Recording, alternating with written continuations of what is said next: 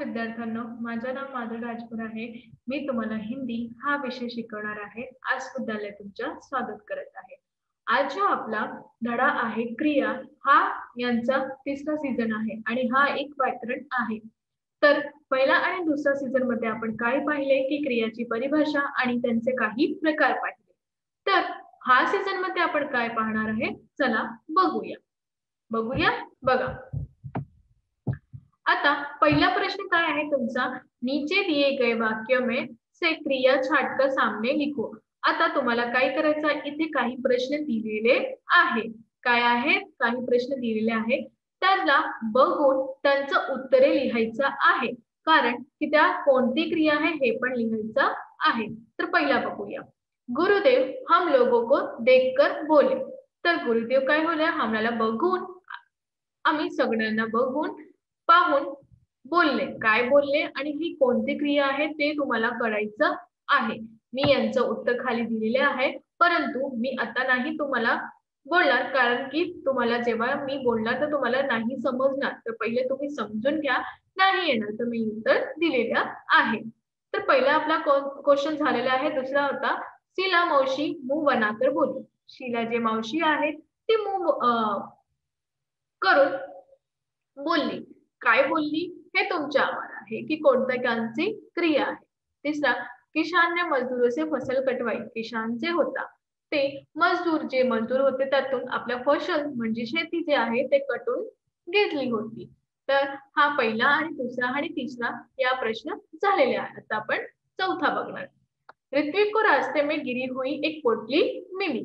ऋत्विक जे आहे त्याला रस्त्यावर तिथे एक पोटली भेटलेली होती. कोणती पोटलेली होती आणि इथे कोणती क्रिया आहे हे तुम्हाला करायचं आहे. पाचवा बबलू की तो बाछी खिल गई. बबलू जे आहे त्यांची जे बाछी आहे ते खेळून झाली आहे. तर आता यांचं उत्तर मी इथे दिलेले आहे. बोलते. उत्तर याचं आहे बोले, दुसऱ्याची हे बोली आणि तिसरा यांची हे कटनाई आणि चौथा जे आहे त्यांची मिली.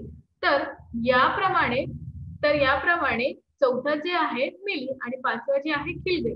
तर यांचं उत्तर असंही प्रमाणे दिलेले आहे. कळलं की नाही तुम्हाला? हो. तर तिथे जे प्रश्न दिलेले होते त्यामध्ये तुम्हाला काय करायचं होता की काही जो आहे त्यांचं जे क्रिया आहे ते तुम्हाला समोर लिहायचा होता.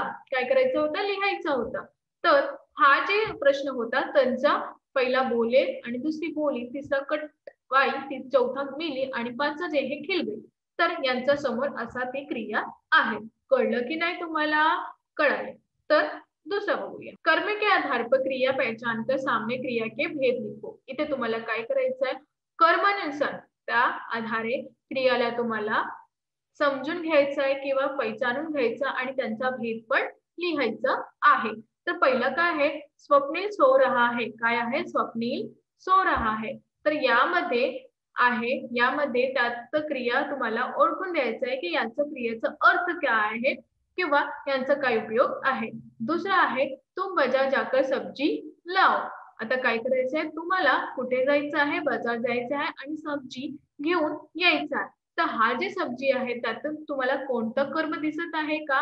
नाही. तर हा कर्माचा उपयोग करून तुम्ही लिहा. तिसरा आहे यात्री थककर रास्ते में बैठ गया. यात्री जो होता ते थकून कुठे बसला होता? रस्त्यावर बसला होता. तर यामध्ये जे थकलेला आहे त्यातून रस्ता कुठे होता, कुठे भेटला आणि यांचं कर्म काय आहे ते तुम्हाला करायचं आहे. चौथा नर्स ने रोगी को दवा दी. नर्स जे आहे त्यांनी काय केले? रोगी जे आजारी आहेत त्यांना काय केले? दवा औषधी दिली होती. तर यांचं कर्म काय आहे ते तुम्हाला करायचं आहे. पाचवा किस्मत अनेक रंग दिखाती है. किस्मत जे आहे ते आपल्याला खूपच रंग दाखवते. आपल्याला काय करते? खूपच रंग दाखवते. तर कशाबद्दल दाखवते किंवा काय आहे ते आपल्याला करायचं आहे आणि ही कोणती क्रिया आहे त्याचा भेद पण लिहायचा आहे. तर बघा, जे पहिला होता ती कोणती क्रिया होती? अकर्मक क्रिया होती. कोणती होती? अकर्मक. मी तुम्हाला तिथे काही उत्तर नाही दिले कारण की तुम्हाला समजून घ्यायचं की कोणती क्रिया आहे आणि इथे तर मी उत्तर दिलेलेही आहे. तर दुसरा आहे तुमच्या सकर्मक क्रिया आणि तिसरा आहे अकर्मक क्रिया आणि चौथा आहे सकर्मक क्रिया आणि पाचवा आहे सकर्मक क्रिया. तर याबाबत तुम्हाला हा 5 क्रिया आहेत. तुम्हाला इथेही याचं करायचं आहे. तुमच्या प्रश्नाचं उत्तर मी तुम्हाला इथेही दिलेलं आहे. त्याला शोधून त्याला करून लिहायचं आहे. कळलं तुम्हाला कसं करायचं आहे की नाही? सांगा लवकर मला. कळलं.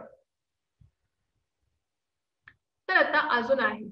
बघूया. अजून काही प्रश्न आहे बघूया. बघा. प्रयोग की गई क्रिया को रेखांकित करके उसका प्रकार लिखो. जिथे इथे कविता दिलेली आहे किंवा बघा. पहिलं सुजाता जोर जोर से रोने लगी. सुजाता ते होते खूपच जोरात जोरात ओरडू लागली किंवा रडू लागली. तर यांचं काही तुम्हाला काय करायचं यात रेखांकित करायचं आणि त्यांचे प्रकार लिहायचा आहे. तर पहिला झाला. दुसरा बघा.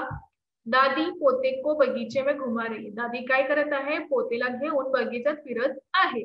तिसरा नेहाने धोबी से कपडे धुलवाए. नेहा काय केली? धोबीचा कपडे धुलवली. आणि चौथा बच्चे छत पर पतंग उडा रहे हैं. बच्चे काय करत आहे? मुले काय करत आहे? ते छतावर जाऊन पतंग उडवत आहे. पाचवा माँ नौकरानी से गेहूं पिसवा रही है. माय म्हणजे आई काय करत आहे? नोकरालीला सांगत आहे की गेहूं पिसू द्या. म्हणजे हा जे तुमच्या क्रिया दिलेले आहे त्यांना काय करायचे? तुम्ही रेखांकित करायचं आणि त्यांचा प्रकार लिहायचा आहे. बघा. तर पहिला उत्तर कोणता आहे? कोणते प्रकार होता? संयुक्त क्रिया. कोणता होता? संयुक्त क्रिया. आणि दुसरा कोणता आहे? सकर्मक क्रिया. कोणता आहे? सकर्मक क्रिया. कोणता आहे? सांगा लवकर मला. सकर्मक क्रिया. तिसरा जो तुमचा आहे तो आहे प्रेरणात्मक क्रिया. काय आहे? प्रेरणात्मक क्रिया. चौथा जो आहे तुमचा संयुक्त क्रिया. कोणता क्रिया आहे? संयुक्त क्रिया. आणि पाचवा जो आहे तुमचा ते कोणचा आहे? प्रेरणात्मक क्रिया. तर अशा प्रमाणे असा जे तुम्ही दिलेलं आहे त्यांचं असं उत्तर आहे. तर याप्रमाणे तुमचा प्रश्न आलेला आहे. तुम्हाला काही प्रश्न दिलेले जाणार आणि तिथे तुम्हाला असं शोध करायचं आहे की हे कोणती क्रिया आहे. जेव्हा तुम्हाला शोधून देणार की हे क्रिया असे आहे किंवा हा असा आहे तर तुमचे जे उत्तर आहे ते सही होणार. जेव्हा तुम्हाला हे माहिती नाही की हे प्रश्न कसं आहे किंवा कसं नाही तुम्हाला नाही कळणार. त्यापर्यंत तुम्हाला काय करायचं हा तुमचा उत्तर सही होणार. परंतु तुम्हाला काय करायचं आहे? तुम्हाला ते जे परिभाषा आहे त्याला बघून घ्यायचं आणि नीट प्रमाणे वाचन करायचं. कळलं तुम्हाला? हो. तर अजून काय आहे? चला बघूया. तर आज आपण काय शिकलो? आज आपण हे शिकलो की काही प्रश्न आणि उत्तरे कशा प्रमाणे दिलेले आहे किंवा यांचा उपयोग कशा प्रमाणे होणार आहे. जेव्हा इथे अशा प्रकारे उत्तर दिलेले आहे किंवा प्रश्न दिलेले आहे तर तुम्हाला शोधून लिहायचं आहे. कशा प्रमाणे लिहायचं आहे की ही कोणती क्रिया आहे. असा काही प्रश्न येणार की यामध्ये कोणती क्रिया आहे तुम्ही छाटून लिहा किंवा कोणती क्रिया आहे हे पण लिहा. तर तुम्हाला कसं करायचं आहे त्यामध्ये रेखांकित करायचं आणि कोष्टकमध्ये त्यांचे उत्तर लिहायचे. जेव्हा तुमचं उत्तर झालेलं होणार तेव्हाही तुमचा हा प्रश्न सही आहे किंवा गलत आहे हे तुम्हाला समजून घेणार आहे. तर इथे जो मी प्रश्न आणि उत्तरे दिलेले आहेत त्याला वाचन करा आणि अभ्यास पण करा. आणि त्यासाठी तुम्हाला काय वाटते, काय नाही वाटते, काय खरे आहे किंवा काय नाही खरे आहे किंवा काय नाही आहे हे पण तुम्हाला करून देणार आहे. पहिला तुम्ही काय करणार? त्यांची जी परिभाषा तुम्हाला दिलेली आहे ते परिभाषा नीट प्रमाणे वाचून घ्या आणि समजून घ्या. जेव्हा तुम्ही समजून घेणार तेव्हाही तुम्हाला ते येणार.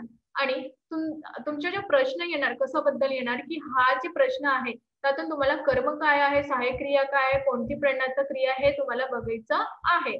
आणि बघून कोष्टक मध्ये लिहायचं आहे. कुठे पण नाही. कुठे लिहायचं? कोष्टक मध्ये.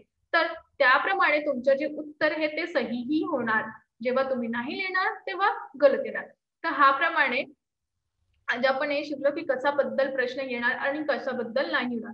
तर तुमच्यासाठी उपयोगासाठी काय आहे की तुम्ही त्यांना नीट प्रमाणे वाचून घ्यावा. कळलं की नाही तुम्हाला? सांगा मला लवकर. कळालं की नाही? सांगा लवकर. जोरात सांगा. हो, असं सांगायचं की कळाले की नाही. तर याप्रमाणे याचं असं प्रश्न आणि उत्तरे होतात. धन्यवाद.